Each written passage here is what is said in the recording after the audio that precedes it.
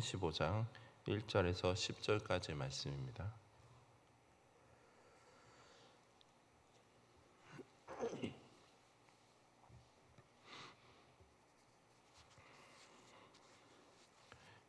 (35장) 1절에서 10절 한 절씩 교독하고 마지막 10절은 함께 합독하도록 하겠습니다.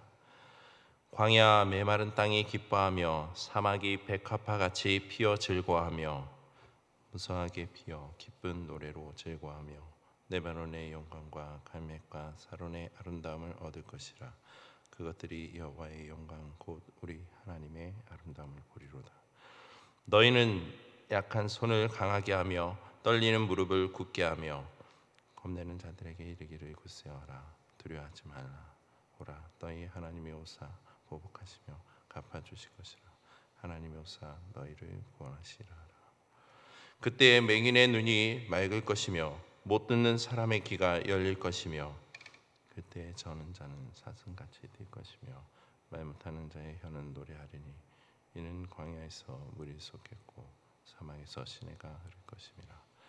뜨거운 사막이 변하여 못이 될 것이며 메마른 땅이 변하여 원천이 될 것이며 승냥이의 눕던 곳에 풀과 갈대와 부들이 날 것이며 내려가 있어 그 길을 거룩한 길이라 일컫는 바되리니 깨끗하지 못한 자는 지나가지 못하겠고 오직 구속함을 입은 자들을 위하여 있게 될 것이라. 우매한 행위는 그 길로 다니지 못할 것이며 거기에는 사자가 없고 사나운 짐승이 그리로 올라가지 아니하므로 그것을 만나지 못하겠고 오직 구속함을 받은 자만 그리로 행할 것이며 여호와의 속량함을 받은 자들이 돌아오되 노래하며 시온에 이르러 그들의 머리 위에 영영한 희락을 띠고 기쁨과 즐거움을 얻으리니 슬픔과 탄식이 사라지리로다. 아멘. 잠시 기도하겠습니다. 하나님 감사합니다. 오늘 하루도 주님께서 하나님의 전으로 인도해 주시고 또한 각자의 처소에서 또 주의 말씀으로 예배로 하루를 시작할 수 있게 우리를 깨워주시는 은혜를 감사드립니다. 하나님의 말씀을 통해서 우리의 삶에 더욱더 풍성한 열매들로 거쳐갈 수 있도록 무엇보다도 우리의 삶을 통해서 하나님의 영광을 돌리며 또한 하나님의 뜻을 온전히 실천하며 살아가는 믿음의 삶이 될 수 있도록 날마다 우리와 동행하셔서 우리에게 지혜 주셔서 믿음으로 하나님 앞에 나아갈 수 있도록 주님 붙들어 주시옵소서. 오늘 하루도 주님께 올려드립니다. 주님 우리의 삶 가운데 늘 평안함과 기쁨을 허락하여 주시옵소서. 감사드리며 예수님의 이름으로 기도드립니다. 아멘. 어제 함께 나눈 말씀을 보면 어제 말씀은 하나님께서 악한 세력 즉 이 땅을 향한 하나님의 그 최후 심판을 예언을 하였습니다. 오늘 본문의 35장에서는 여호와의 마지막 그 심판 이후에 선민과 그들의 땅이 회복되고 또한 거룩한 길에 거하며 선민들은 영원한 복락을 누리게 될 것이라는 바로 소망의 메시지를 예언을 하고 있습니다. 1절과 2절의 말씀을 다시 한번 보시면 광야 메마른 땅이 기뻐하며 사막이 백합화같이 피어 즐거워하며 무성하게 피어 기쁜 노래로 즐거워하며 레바논의 영광과 갈멜과 사론의 아름다움을 얻을 것이라. 그것들이 여호와의 영광 곧 우리 하나님의 아름다움을 보리로다. 이처럼 본장의 시작을 보면요 매우 희망적인 메시지입니다. 이사야가 말하기를 광야 메마른 땅이 기뻐하게 될 것이라는 그 예언의 말씀, 여기서 광야는 우리가 알고 있는 바로 사람이 살지 않고 모래와 돌뿐인 황무지를 가리키고 있습니다. 그러나 본문에서는 그 하나님의 은혜가 떠나버린 상태 혹은 기쁨이 전혀 없는 영적 상태를 나타냅니다. 또한 메마른 땅이라는 것은 이 역시 풀 한 폭이 없는 불무지를 지칭하는 바로 일반적인 표현이라 할 수 있습니다. 그러나 본문에서는 그 하나님의 은혜라고는 전혀 찾아볼 수 없는 매우 척박한 영적인 상태, 바로 기름지지 못하고 메마른 상태를 나타내고 있습니다. 이러한 상태를 하나님은 어떻게 하고 계신다는 겁니까? 바로 사막이 백합화같이 피어 즐거워하며 무성하게 피어 기쁜 노래로 즐거워하며 레바논의 영광과 갈멜과 사론의 아름다움을 얻을 것이며 그들이 여호와의 영광 곧 우리 하나님의 아름다움을 볼 것이라 예언하고 있습니다. 이는 하나님의 은혜가 사라져버렸던 곳, 소망이 전혀 없이 절망의 날들을 보냈던 그 사람들에게 하나님의 긍휼의 은혜가 풍성하게 임하고 또한 소망이 충만할 것을 예언하고 있다는 겁니다. 한마디로 하나님은 장차 그의 백성들에게 풍성한 축복을 부어주실 것이며 하나님의 영광과 그 아름다움을 볼 수 있음을 말씀하고 있는 겁니다. 결국 심판 이후의 일들에 대해서는요, 이 세상과는 비교도 할 수 없이 바로 아름다운 세상이 오게 될 것을 예언하고 있는 겁니다. 물론 본래 이 세상은 하나님에 의해 참으로 아름답게 지음을 받은 걸작 중의 걸작이었습니다. 그러나 인간의 죄와 타락은 점점 시간이 지날수록 혼란과 또한 무질서로 나아가고 있으며 인간이 진정한 평화 안식을 누리며 살 수 없는 곳으로 전락하고 말았습니다. 이에 하나님은 이 세상을 멸함과 동시에 새로운 세상을 지으시기로 작정하신 것입니다.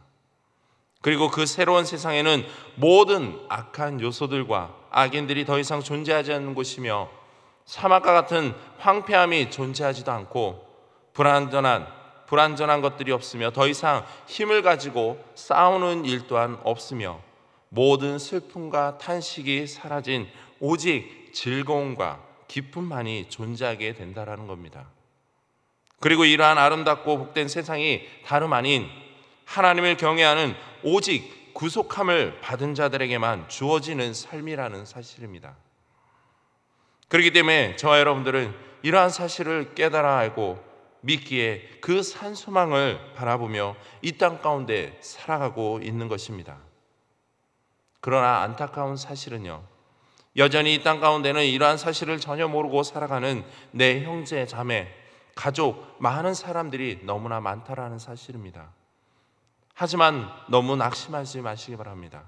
1절과 2절의 말씀처럼 하나님께서는 강야와 같이 메마르고 사막과 같이 척박한 그 심령도 능히 기름진 옥토와 같은 땅으로 변화시켜 주실 것이라는 겁니다. 그럼 그 은혜를 먼저 입은 우리가 어떻게 과연 해야 할까요? 이에 대해 3절과 4절 말씀은 이렇게 이야기하고 있습니다. 너희는 약한 손을 강하게 하며 떨리는 무릎을 굳게 하며 겁내는 자들에게 이르기를 굳세어라.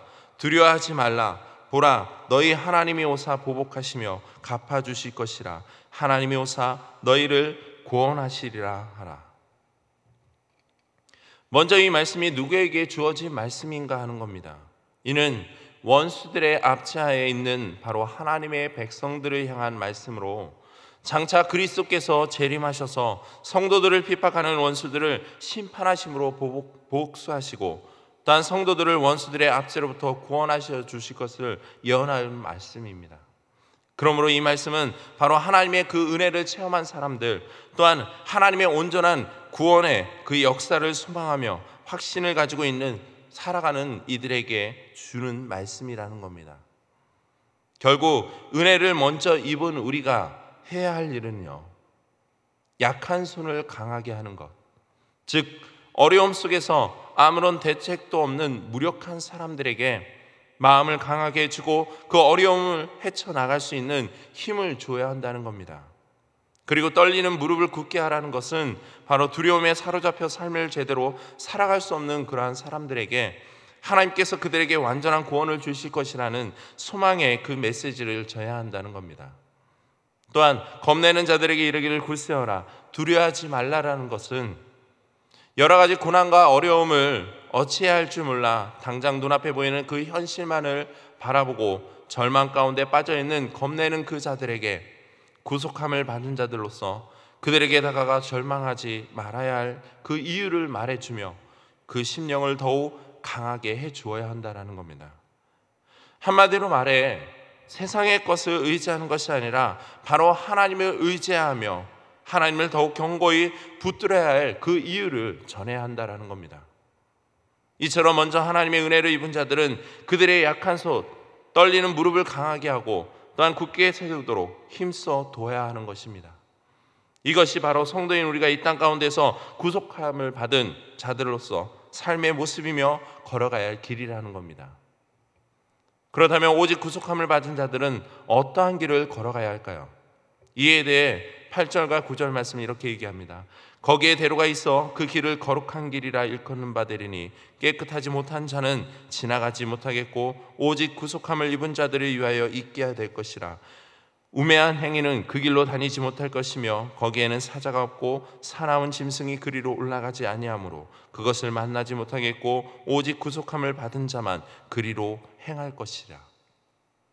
이는 앞선 34장 10절의 말씀처럼 낮에나 밤에나 꺼지지 아니하고 그 연기가 끊임없이 떠오를 것이며 세세에 황무하며 그리로 지나갈 자가 영영이 없겠구라는 그 말씀과는 정반대의 그 상황을 예언하는 것으로서 인간의 죄악으로 인해서 황폐화된 곳은 바로 사람이 지날 수 없을 정도로 무질서한 곳인 반면에 8절에 나타난 구속함을 받은 이들이 걷는 그 길은 바로 인간의 눈으로 보이는 길이 아닌 지극히 거룩한 천국으로 인도하는 기름을 깨달아야 한다는 겁니다.